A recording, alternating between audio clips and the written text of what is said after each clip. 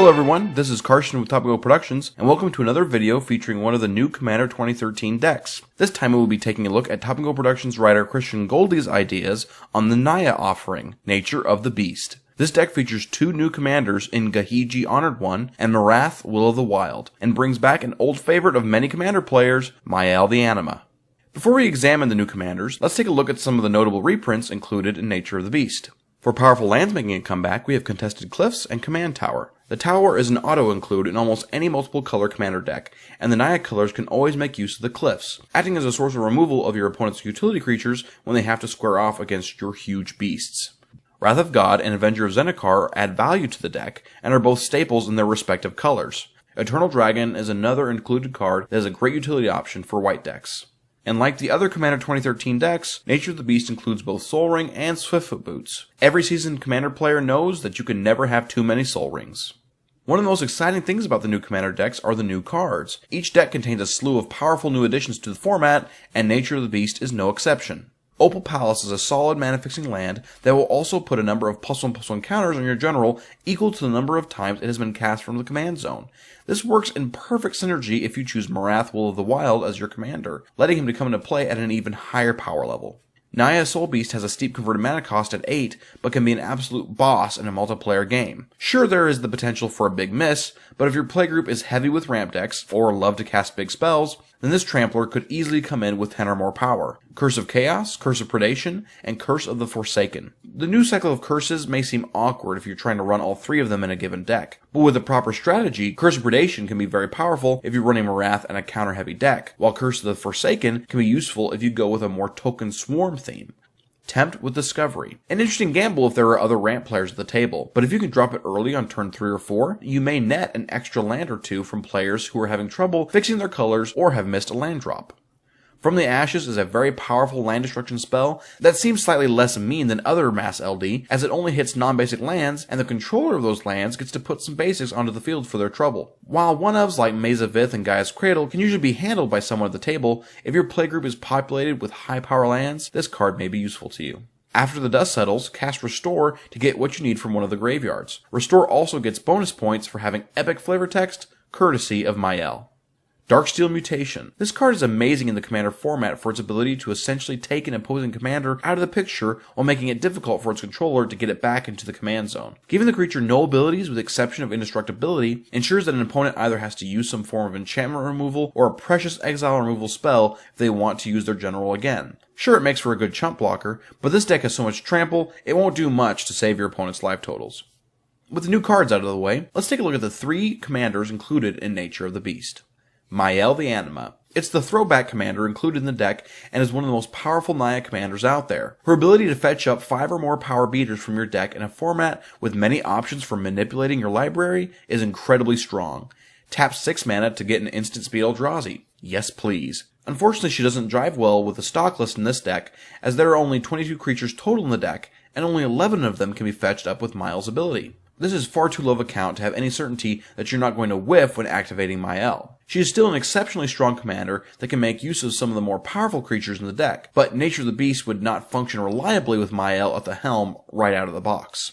Gahiji Honored One is a 4/4 beast for 5 that may not be as exciting as the other new commander in this deck, but he brings an interesting political aspect to a type of deck that doesn't usually have access to that particular strategy. Usually the player at the table dropping the big threats on a constant basis gets targeted for elimination early on in the game, but thanks to Gahiji's ability you will no longer be the single scariest threat at the table. While Edric says, don't attack me and you can draw some cards, Gahiji says, don't attack me and I'll make it easier for you to kill somebody else. Or at least that's what he would say if he wasn't a towering rage beast. You should probably just say it for him to make sure his message gets across. Marath, Will of the Wild is a low converted mana cost commander that comes into play with +1/+1 counters equal to the mana spent to cast it. This ability lends itself to an aggressive playstyle. Get him out, do some damage, and then use your mana acceleration to get him out again and again as he gets scarier and scarier. His ability makes him an extremely versatile commander, as the removed counters can be used in different modes. Unlike some other commanders that make use of the counters coming on and off, you don't have to remove all of them at once. A 3/3 Marath can remove a counter to kill a mana dork or a utility creature and still stick around as a 2/2 body. With open mana, he essentially replaces himself if targeted by spot removal. In response to the removal spell, simply remove counters to make another creature of the same size, and then recast Marath from the command zone as soon as possible for more fun with +1/+1 counters. Next, we'll talk about how you can transform Nature of the Beast into a powerful deck based around Marath for about $25. Out of the box, Marath is still a little unfocused. There is tons of potential here, but a mixed bag of large beatdown bodies as well as some cards like Marath and Avenger of Zendikar that are more focused around tokens and counters give the deck kind of an uneven feel. We will be focusing our attention on ramping as quickly as possible to allow Marath to be played aggressively. Once we have assembled a strong mana base, card additions that abuse tokens, and the counters that Marath and other creatures enter the battlefield with will be the key. Out of the box, Nature of the Beast has some great utility lands as well as many that produce both colors. There is really no excuse to not have access to the colors you need. That being said, adding both Kodama's Reach and Rampant Growth are two very cost-effective ways to ramp. Green and white colors in the deck give you access to some of the best token-producing spells and creatures in Magic. We already have Avenger of Zendikar, but let's add a few friends for him to traverse the wild with, shall we? Artifact Mutation blows up an opponent's artifacts, netting you saplings in the process. Hunting Triad is a tribal elf sorcery whose versatility is useful in this deck. Cast it to put 3/1/1 elves into play, or for the same mana cost, use its reinforceability to put 3 +1/+1 counters on a creature. Geist Iron Monk is a solid creature who will be big and will get you even more tokens. In late game, you can drop her after Avenger of Zendikar hits the field for a huge threat that has to be answered. Having some token producing spells in the deck is all well and good, but to be really able to use them as a win condition, you will need a lot of 1/1s. Parallel Lives is a fantastic card. While it's not as powerful as a straight up doubling season, it's much easier on the pocketbook. This works in conjunction with creatures and spells that produce tokens, as well as Marath himself. Speaking of doubling season, even with a lower cost Modern Masters reprint, it is still a bit pricey for our $25 budget. However, a potential alternative is a new Primal Vigor that is included in the Power Hungry Commander 2013 deck. It costs about less than half of the price of doubling season, with the drawback of being a global enchantment. This can be very bad for you if you find yourself against a Risk the Redeem player, but with this card out, Marath can get very scary very quickly, as this enchantment will not only double his power when he enters the battlefield, but will also double 2 of his 3 modes when dumping counters off of himself. Now that we have more than a few ways to get lots of guys out quickly, let's focus on making them and other creatures in the deck more powerful.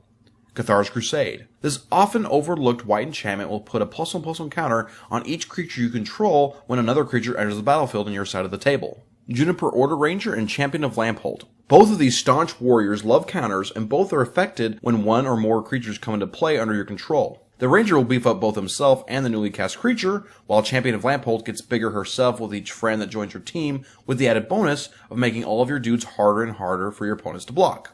Swell of Courage. This multi-option card fits right in with Marath's versatility. For 5 mana and white, all of your guys can get a mini +2/+2 overrun, or use the reinforce ability to put X +1/+1 counters on target creature. To finish the job, Overrun has been added to the deck. If you've played against green decks in the past, you know how potent this card can be. It doesn't matter if you have a couple fatties getting humongous, or 10 1/1 plants getting trample for the first time in their lives. This card will let your creatures get the job done. Garruk fits the theme of the deck to a T. All 3 of his abilities fit right into what we're trying to do in shaping the revised deck. If you can keep him around for just 1 turn, you'll have an Overrun ready, and it's just as powerful coming from Garruk. At almost $5, he's a little bit pricier than most of the other additions to the deck, but his versatility is well worth the investment. Another finisher of a sort is Hellrider. While this wily devil may seem a little out of place included with our army of elementals, plants, and rangers, his ability to dish out damage based on the number of attacking creatures we control is amazing. His price has dropped substantially since rotating, making him well worth his price tag. With all these creatures working hard to get the job done, we need to give them a little bit of security. Dauntless Escort is a Selesnya staple and commander that can make all of your creatures indestructible by sacrificing himself. In conjunction with the Boros charm that comes out of the box, this gives us a couple of ways to protect our army if we have slightly overcommitted our board presence.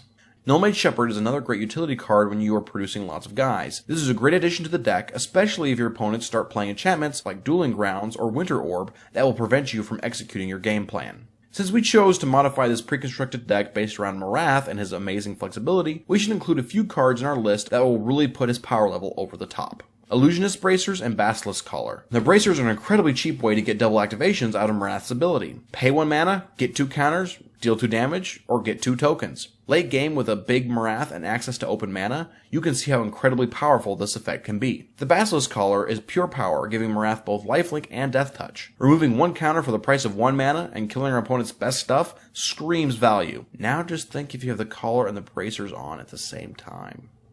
And so in total, that is 18 cards added to the original deck for a total investment of just over $25. Now, what gets the axe?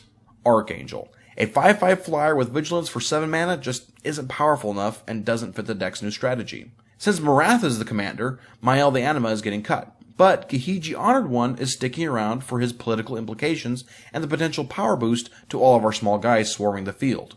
With Mayael gone and the deck's strategy firmly away from big beaters in favor of utility, many of the other 5+ power creatures are going back into the deck box with Mayael.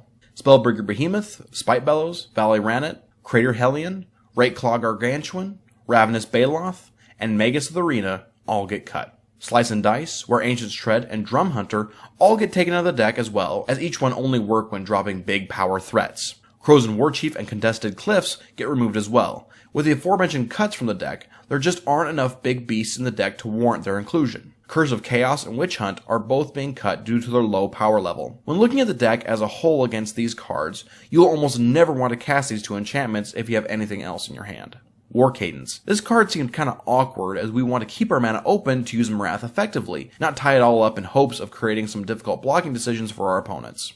Mystic Barrier gets cut because with tokens out and then overrun in our hand, we don't want to have to just pick one opponent to knock off the table.